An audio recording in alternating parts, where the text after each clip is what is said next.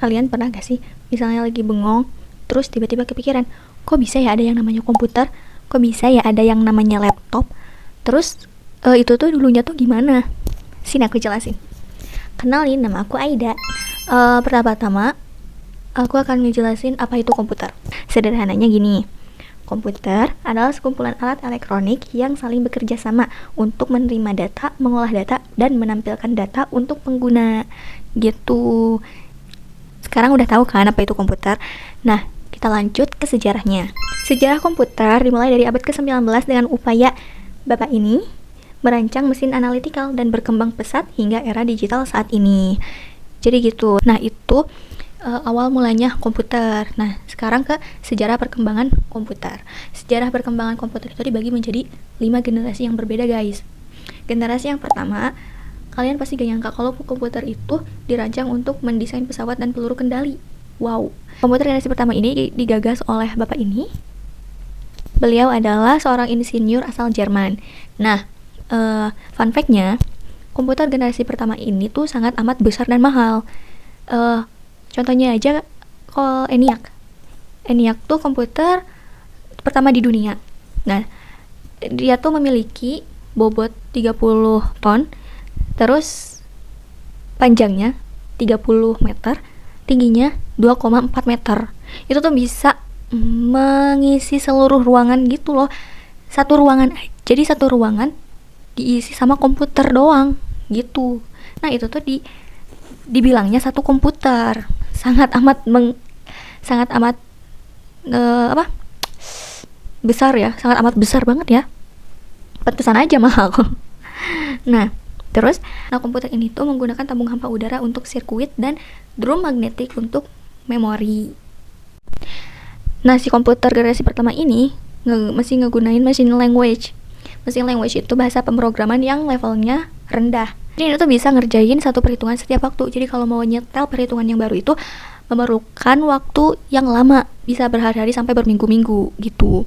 Nah, karena si komputer generasi pertama ini sangat besar dan mahal, diciptainlah yang namanya transistor. Nah, si transistor ini bisa ngegantiin si tabung hampa. Jadinya si komputernya bisa lebih kecil gitu. Nah, adanya si transistor ini jadi penanda bahwa komputer generasi kedua itu dimulai. Jadi gitu. Nah, si komputer generasi kedua ini udah memakai bahasa pemrograman yang tingkat tinggi. Jadi prosesnya bisa lebih cepat. Tapi transistor ini tuh bisa ngebuat komputernya lebih cepat panas. Jadinya diciptainlah yang namanya Integrated Circuit atau IC.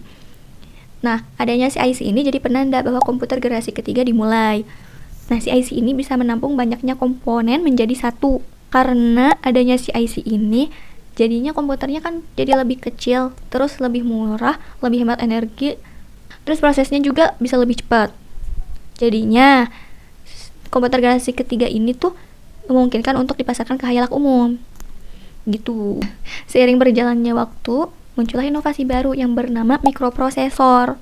Nah, adanya mikroprosesor ini jadi penanda bahwa komputer generasi keempat dimulai. Nah, si mikroprosesor ini bisa nyatuin ribuan IC ke dalam satu keping silikon. Jadinya si komputernya tuh bisa lebih kecil lagi gitu. Jadi sangat amat canggih ya. Terus di komputer generasi keempat ini juga diciptain lah yang namanya laptop. Kita sering lihat kan laptop.